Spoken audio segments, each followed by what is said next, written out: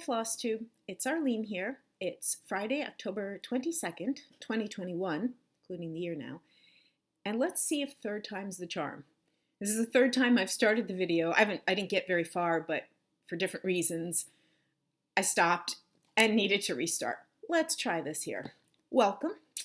Thank you for stopping by. I know everyone who makes videos, I'll stick with Stitchers and Flosstube, but everyone in the YouTube world, so appreciates when someone has found me and has come. So if this is your first time, welcome. If you're returning, welcome back. I know it's been about 2 months since I made a video. What can I say? Life boils down to this. If you've been around, you might know that I am a teacher, a middle school math teacher, and the beginning of the school year, particularly this year, just kicked my butt. I'm doing some new things this year. I have some new elements of my teaching life, new routines, new schedules, new expectations. And the month of September was just getting by and trying to get myself going. And here, mid-October, I'm like, all right, I got the pattern going now. For many, many years, I was, full-time in a classroom, and beginning few weeks of the school year, I'd be wearing shoes. I'm not talking like 4-inch heels, but just nice shoes. And my feet would kill. The bottom of my feet felt like they were burning by the end of the day. And I knew that was because I had gotten so used to wearing flip-flops and sneakers all summer long. Not to mention the fact that I was standing for a good part of the day. I teach while I'm standing. And I knew to expect that each year, the feet hurting. And usually by fourth or so week of school, my feet didn't hurt in the same way. I mean, some days, yeah, sure. But in general, it wasn't the regular thing. And it meant that my body was getting used to being back into that routine. And that's how I had to talk myself through this September, is just acknowledging a few weeks in, things are going to ease out. So there you go.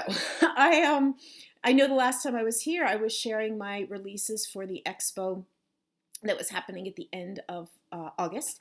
If you're new here, I design under the name WorksByABC. I participated in the Needlework Expo at the end of August. Got a chance to, it was virtual, but had the opportunity to talk, like this, not individually, or not in person, with a number of store owners, and it was just a great experience. I am registered and signed up to be at Nashville Needlework Market in March, so it'll be my first time, and it's going to be a great experience, but a lot to learn to get myself there.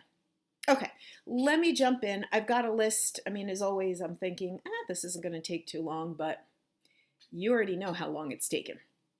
First things first. I've shared this in a few places, and I want to get it out there right now. New Jersey Flosstube Retreat 2022. In 2018, fall of 2017, as I got to know the Flosstube community, and I say that not that I knew everyone that made Flosstube videos, but just I had found Flosstube in the late winter, early spring of 2017. And as the fall came around, and there were a couple stitching retreats that I had heard about and saw some videos, and I wanted to be a part of it. And it wasn't like the timing was such that I could go to those ones that I was seeing right there, but I thought, if I can't get myself to a retreat, maybe I could get the people to come to me. I am lucky enough to live near a great LNS, a large one, and I knew that alone could be a draw for people. And so May of 2018 was my first New Jersey Flosstube Retreat. I think it was 75 or so people, and we had a blast. And I don't even think it was even over before people were saying, you'll be doing this next year, right, Arlene? And so in August of 2019, we had our second New Jersey Flosstube Retreat. I had a larger space in a different hotel, so it was about 100 people. A long weekend, with some people arriving on Thursday, going through till Sunday, sitting and stitching and chatting and meeting folks. And going, sorry, I got a hair right here, going about 10 minutes to Needleworkers Delight. It took place in Woodbridge, New Jersey, like I said, about 10 minutes away from Needleworkers, and it was a great time. And so, again, it wasn't even over before folks were saying, yeah, I'm going to see you next year, right? So yes, there was a retreat planned for August 2020. We know what happened there. I did last fall, or into the winter, I guess, plan for 2021, being very cautious of whether or not I was going to have it happen. Made the decision May 1st that I needed to cancel it. And that was a personal decision. So I'm doing this as just a regular person, not as a business. And I signed a contract with a hotel, to get that stitching room for the few days that we have it. Part of a contract in most every kind of situation like this is not a regular hotel thing, is that you're guaranteeing to the hotel that you will fill, X number of guest rooms. And I was too nervous that while things were looking okay, and some events were certainly starting to be planned as we got into the summer last year, I needed to make a decision in time to cancel my contract if I had any concerns.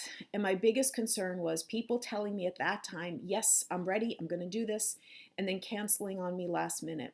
And it wouldn't be so much like the registration fee that was paid to me. It was about not filling enough hotel rooms, because I would literally be financially responsible for the rooms that weren't filled. I made the right decision. I have no regrets about that. Disappointment, of course, but you bet I wanted to try this again. And here we are, 2022. If you have any interest in being a part of a stitching retreat, I'll say geared toward the Flosstube community. I mean, you're here watching me, so obviously you know what Flosstube is. You do not need to be making videos. One of my big things about Flosstube, or saying the words Flosstube community, is that it includes the people who make the videos and the people who watch the videos. And sometimes you do both, and sometimes you only do one of them, and that's fine. So that's how the name New Jersey Flosstube Retreat came about, was wanting to celebrate and be a part of this community. So I'm literally in the midst right now here in, what I say today is the 22nd of October, trying to get information back from the people who were registered for, I shouldn't put that in quotes, they were registered for 2021, to see who is coming back. I will then know how many spaces I have available. I have a waiting list going, and just know that that's a list of people who are interested. Some of them will not have to wait very long, because I do expect some of the registered folks will not be able to attend, and I'll have slots, and there's a cutoff date when they need to let me know, end of October, and then I can immediately start going to my wait list and filling the spots. If you are interested, I'm going to put a link down below to a Google form, and that's how you show your interest, is by filling it out, which is basically name and email and I forget what else, simple things like that. The dates are going to be July 21st through the 24th, Thursday afternoon through Sunday, at the Hampton Inn Woodbridge in Woodbridge, New Jersey. Careful, if you type in Hampton Inn Woodbridge, there is another one in Woodbridge, Virginia. So just double check if you're looking into the hotel. Cost is $100 for the stitching room. There will be a smalls exchange. There will be raffle items. There, lots of details to be shared as the time goes on. Right now, I'm just working on people. So if you have any interest, you can fill out the Google form below. I will also put the email address. If you have any specific questions, you could send it to that email address, and I will answer what I can. But if the answer is, can I get in? The answer is going to be, if the question is, can I get in? The answer is going to be maybe, because I'm still working with who's coming and who isn't. That was a very long intro, but there you go. I wanted to make sure to mention the retreat. So that was big news to me to share with you. The other big news to share with you is I have some new releases. If you, did I already say this? I did. WorksByABC is my designing business. It is, I'm going to say traditional. I think November 1st, right after Halloween, is a time when a lot of designers come out with new designs, many of them geared toward the holidays.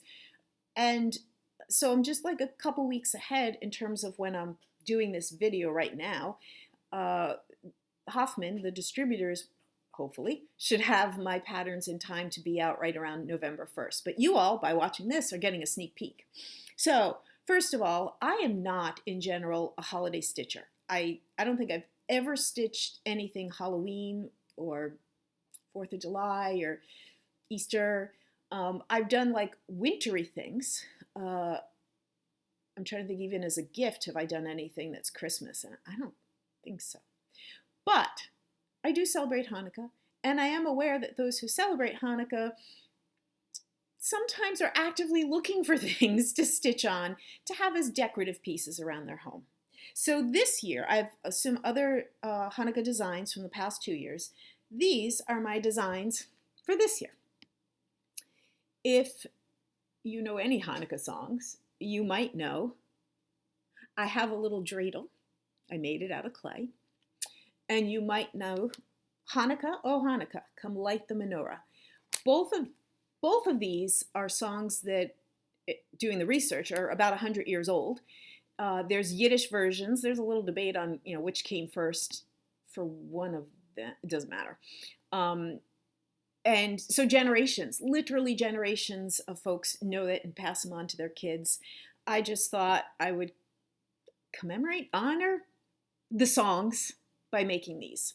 So I finished them as little pillows. They could be finished in any way you want. I stitched this on, here's the pattern. I stitched this on 28 count pearl gray Zweigart casual linen with just DMCs. You could see the menorah and the dreidel. Just simple finish. So if this is something that appeals to you, there will be links below to my Etsy store and to be able to purchase these. The pattern, which looks like this. I sell all my patterns in my Etsy store, both as paper copies and PDF downloads. So there's a separate listing for each of those. You could get started on your Hanukkah stitching. My other new pattern to share with you all is seasonally related. I'm not going to call it holiday, like Christmas holiday, but to me it's wintry. I'm calling it Snowflake. And here, technically that, but it really doesn't matter what way you orient it. So I saw, I use lace as a lot of my inspiration for some of my designs. This was a motif that I found in one old piece of lace, and I started playing with it. The geometry appealed to me, and it looked like a snowflake to me. And pastel colors, and you can you see that it's they call this fabric when there's that the sparkle metallic. Okay. Model is stitched on Zweigart 28 count Lugana metallic in opalescent / white. So when you have the sparkly parts, there is no problem stitching on the sparkly. My experience, if you have never stitched on this metallic kind of fabric, and you haven't because you're worried about your needle getting through, or no problems like that at all. So I put this into like a wintry pastel color. That's where my mind went. And that's what I did. Does it need to be in these colors? No. I mean, you could take this same design and do it literally in 2 colors. You could do it all in 1 color, but I'm also picturing it in 2 colors. I think I used 5 DMCs. Now, it's important to me to share with you the science teacher that I taught with. She's unfortunately passed away, but she was always adamant about teaching kids and adults alike. Technically, this is not a snowflake. Snowflakes are only 6-sided or 6-pointed. When you see an 8-pointed or sided thing that's calling itself a snowflake, it's not what you could find in nature. Is it what we find a lot? Sure, because most likely if you were taught or if you ever made paper snowflakes, you were probably taught about fold your paper in half again, and in half again. And that produces 8. Sure, sometimes you do it and you get 6, but and does this really matter? No, but I'm honoring my science teacher friend by just teaching. But that doesn't matter because I still called it snowflake because it still looks like a snowflake to me. So this also will be available in my Etsy store by the time you're watching this video as a paper copy or as a PDF. And if you're a store owner, be in touch, or you'll also see it available on Huffman distributors around now, depending whenever you are watching this video. So I'm excited to put out some new patterns. I was gonna say it's been a while. No, I had new ones in August. Some of you returning know I moved this past spring, and so there was a good chunk of time where my brain just couldn't focus on stitching stuff. But I'm good, in a good state right now. Going to get these out. I've already started working on my Nashville releases, so in a good state with my stitching projects. Speaking of the holidays, the next thing on my list is to talk about the Just Cross Stitch 2021 ornament issue. This is the 3rd year that I have participated in this. I meant to sticky note and I totally forgot where my, give me a second, I know I'm towards the end. So I was, patience. All right. It was something that I've always thought about, is that there are plenty of people that celebrate both holidays. Why not have something related to that? So here is my ornament in the Just Cross Stitch ornament magazine. I'm just going to cover the pattern here. Ooh. So there I am. Half menorah, half Christmas tree, but they're connected and shared. As I stitched it on 32 count, I believe, it's a large size ornament, but not unreasonably large if you're someone that has a tree, or it could just be a decorative thing. I think there's really a need and an interest in having this kind of stuff, of people who celebrate both and wanting to decorate in that way. So that was my contribution this year. If you are interested in it, pick up the magazine. I posted on Instagram, somebody asked me if the pattern was available. It will be in the future. And when you do something like this with Just Cross Stitch, you give them 6 months or whatever. At some point, I can then publish it, put it out there on my own. But for right now, the 2021 issue has this design. So that's always a lot of fun to be a part of that, and just seeing all the wonderful ornaments that come from it. I know people have their criticisms in terms of, oh, I didn't like that many this year. Because I'm not a holiday stitcher, an ornament stitcher. I've never really gone through the magazine and like sticky note the ones that I like. It's just not me. But for whatever it's worth, there it is, my contribution. Okay. Next up, I am currently working on my current stitching project that I'm working on right now is truly one of the most, I am so excited about this project. It is one of the most exciting. How do I phrase this? I'm excited to be working on it, and if I listed all the stitching I've ever done in terms of excitement level, this one's high up there. Because it is not yet released. I'm not going to share too much with it, but I'm so anxious when it's all said and done and ready to share with you. But what I will share today in my sneak peek kind of way is, this is just the scrap. I had to cut it off to fit on my stretcher bars. The fabric I'm stitching on. This is R&R. My first time stitching on this fabric. I really like it. It's in the color French Vanilla. I have to go down and double check, but I'm pretty sure French Vanilla. Just the subtlest, that's a word, of modeling, which was perfect for what I'm stitching. And what I'm stitching right now has lots of, quote, normal stitches, but there is some over one. And so I knew I didn't want to go to 36 or 40 because I just didn't want to do over one on that. Over one on 32 when it's not a huge amount, I can handle. But anyone who's stitching anything certainly could stitch on whatever size fabric they want. And if you want to stitch on, 14 count Aida, well, if you're going to stitch on Aida in a project that uses both over 2 and over 1, it's that's not what I meant. Yeah, over 2, over 1 when you're stitching in linen, you can make it a gigantic project and stitch over 2 on Aida. Like 14 count Aida would then turn into 7 stitches per inch. You'd have a giant project, but you can make it happen.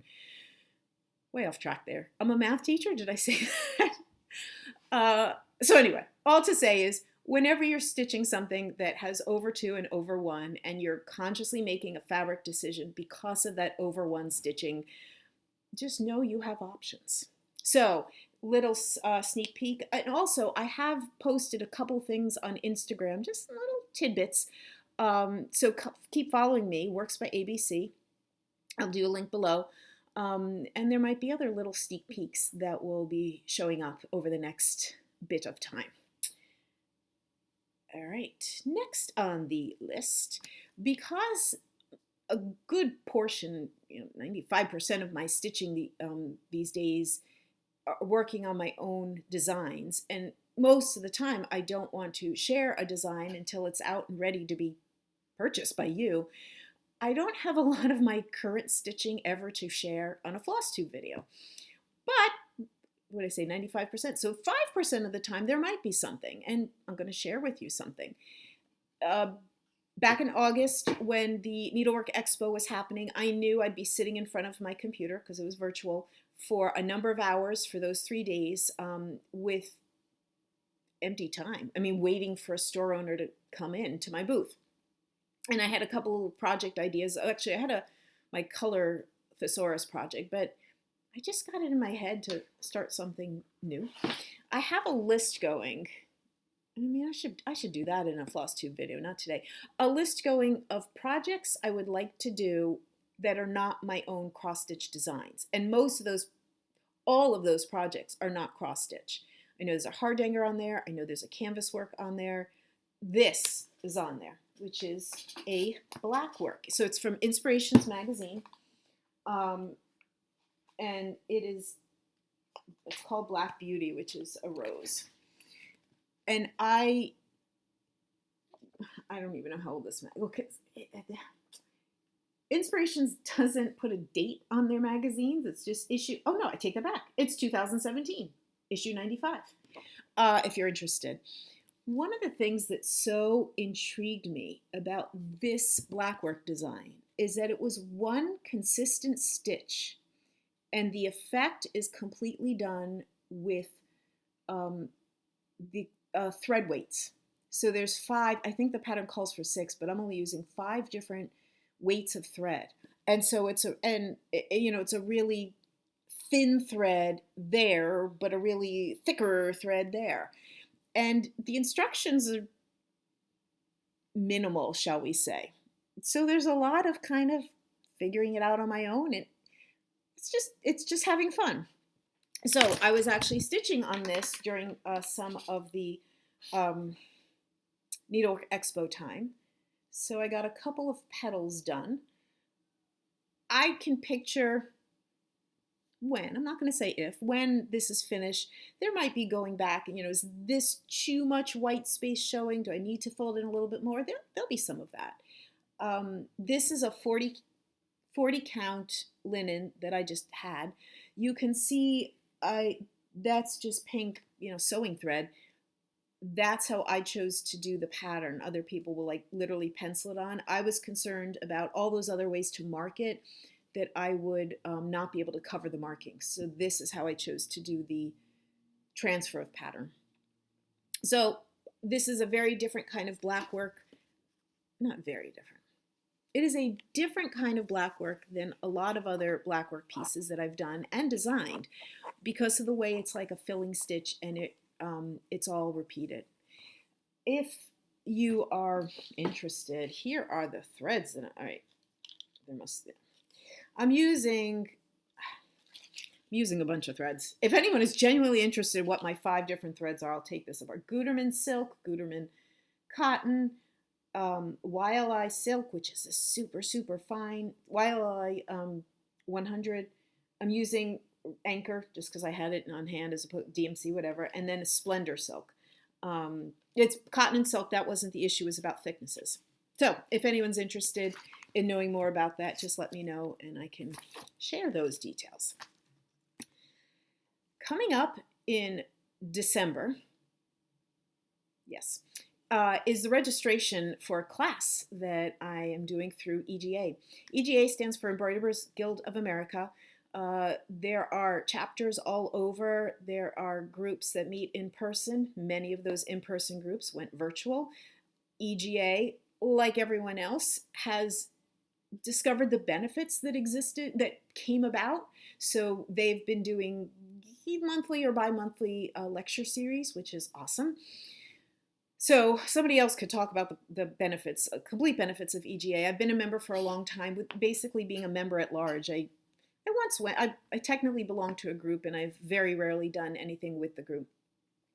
But I had the opportunity to set up to do a class with them. So this is called Rosette. It is on linen, but it is all kinds of stitches that are not cross, well, no, the border is actually cross stitch. But these are all variations of stitches that are considered cross, like in the cross stitch family. If you're a member of EGA, the registration for this course will open in December. I'm just sharing here, if it's something that you're, gosh, that looks super amazing, cool, I want to do that, you could look into being a member of EGA. I posted this somewhere on a craft group, and someone who, knows me by Facebook joined EGA just so she could take this, which is amazing and awesome. So I will be, and then the actual course will take place next March. If you want any details about that, let me know. I can answer what I can and send you to websites to get more answers. But I just thought I know I've shared this before, just thought I would share it again, that this is now coming up. It's been like a year in the works or thereabouts. I want to share with you some things that I have found recently online, stitchy related things that I found recently online. When I posted this on Instagram, there were definitely some folks who responded saying, I got that too. I want to say I found it because it was an Instagram ad, but it was, and I usually want to scroll by ads, but this one intrigued me. So, I meant to look up her name. Her business is Tidy Stitches. And I will link it below. She has this system of little cards. It's a PDF, and I downloaded it, and I'm cutting up the paper, so I get little pieces that look like this. I think she actually does have a paper copy that she'll mail to you option. Don't quote me on that. But it's a color tool. It is the idea that in each of my DMCs, and I have not finished getting this set, that's a bad example. I have a little piece of paper that shares with me right there in front of me other DMCs that are part of the same color family. Can this information be basically collected from my DMC color card? Yeah. But is it really convenient to have it right there when I go to look at 208 and I decide it's too dark or too light and I'm looking for inspiration for what other colors might work for me? Right there. I was so intrigued by this. I decided to get it. Like I said, I keep all my flosses, DMC flosses on the floss away bags. I have 3 containers. There are 2 of them. Third one's on the floor here, where I keep these rings. I also, you could see I have a bobbin box there, which is my very, very first stitching, because when I first started stitching, I did bobbinate. But anyway, I love this, especially as I've been designing. A great example, this project that I'm working on now, you start thinking these 10 colors are going to work. And you got, 6 of them in, and you go to put in the motif or whatever that has that 7th, and you're like, too dark, or too light, or whatever. And then you start poking around. Now for me, DMC Color Card, love it. But I also started using these, like I said, they're not all cut up yet, but using her reference of colors. So I'm just saying, and no, she's no connection. She hasn't, this is no paid promotion kind of thing. I'm just saying I love this system. And if you are interested, go support her. I will put a link to this. And you can also see pictures on her, I think it was an Etsy site, as well as her Instagram, that if you are a bobbinating person, these are the perfect size to put, either in front or behind each bobbin. And you could see, the number is going to stick out on top. So you could keep little pieces of paper right with your bobbins. I printed this on a slightly thicker paper, so just give it a little more substance. But you know what's going to happen if something rips? I'll just reprint that page. So if you're interested, I wanted to share it with you. On that same note, color related. So I think it was literally like the day after I made this purchase, I printed it out. One of my stitching friends, Teresa, posted something in our little group. And not only was I fascinated by it, but it was like the timing was amazing. So I will link this as well. When I tried, doesn't matter. This particular page of this particular person's website is a DMC color tool. What is this? Well, let's say, I know 598. 598 was a color that I originally had planned to put in this design, and I was ready to put it, and I'm like, this is too dark, or too bright, whatever it was, I needed to replace it. So I certainly looked at my DMC color card. I certainly looked at the little pieces of paper, because I don't think I'd cut up through 598 at that point. But then I also went here. So I am low tech when it comes to my Flosstube videos. Every so often, like right now, I think I need to learn how to do the whole editing business so I could like insert here, whatever. I'm going low tech here, people. Here we are. When you pull this to get a drop-down menu, and you're seeing the ring light here, what pops up is a bunch of ones that are alternates. And some of them might be in the same color family, many of them are not. And that's not to say these all worked or didn't work or something, but it was yet more ideas. When 598 didn't work for me, check into these. So what an amazingly useful tool, that this person created. And I need to follow their website. I want to say I tried to go looking, and like the rest of the website, this person's website wasn't really stitching related. Don't quote me on that. But it's, and there's even like Anchor listed. So yes, there's also Anchor listed. So I'm just going to encourage you to go check it out, especially if you're someone who, I don't know, you purchase some fabric that is darker or lighter than the model was stitched on for whatever project you're working on, and the thread that's called for is too dark or too light because of your different fabric. You need some ideas of what to go for. You might have a DMC color card. Awesome. You may purchase the tidy stitches. Awesome. I'm going to link this website below just so it's another option to look into. And thank you to Teresa for finding it and sharing it, because I've already used it multiple times. All right. I'm almost done. Not related. Totally different. Stitching related, but not on color. So I'm done with my little color talk. I wanted to share with you a fascinating thing. If you do cross stitch, but you also do specialty stitches within your cross stitch, or you do lots of different types of needlework, everyone needs to be aware of the Royal School of Needlework's Stitch Bank. It is so Royal School of Needlework is over in England. Go check out their website, all the stuff they offer, both in person and virtually. They started this project to mark its 150th anniversary. The RSN is launching the RSN Stitch Bank to continue their mission. Their mission is to preserve the art of hand embroidery. And what they want to make, it's 150 now, and they're hoping to add to it. They want to make a place that is the place to go and understand how to make every stitch that exists. So just to show with you, I will link this below as well. I can keep scrolling. I'm just going to go with the very first one, which is Algerian eye stitch, which I know is a stitch that cross stitchers will use in other designs. So you get background information, you get close-up pictures, you get step-by-step instructions with pictures, but if you are more of a diagram person, you can see the diagrams for it. If you are, now I just noticed this when I was getting this ready for this video. I was like, what's this flip view thing? There's a flip view there, okay? So I did it, and it flips. Wait, hold on. If you look at this second picture, there is a needle coming in from that direction.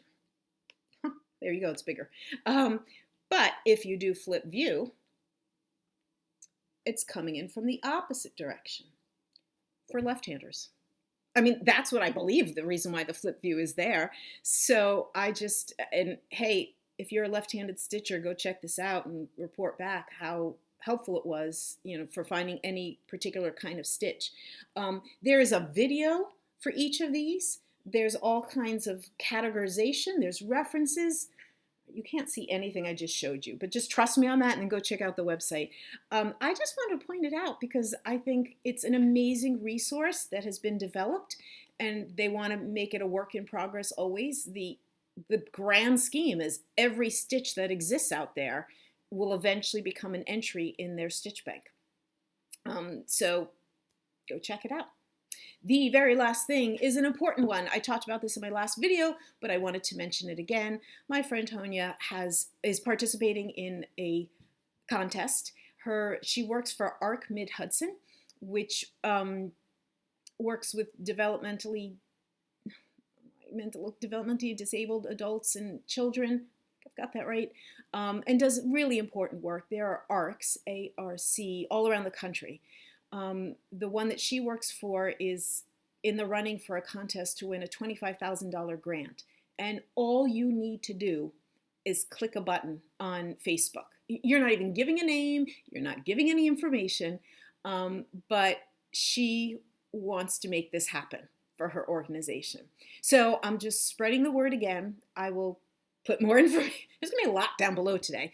I will definitely put the links to that below. If you have not yet voted, please do it. There's 20 organizations in that Mid-Hudson, New York area that are up for this grant, and she wants to get it for hers. So please contribute, and if you know anybody that you can share it with, please do so.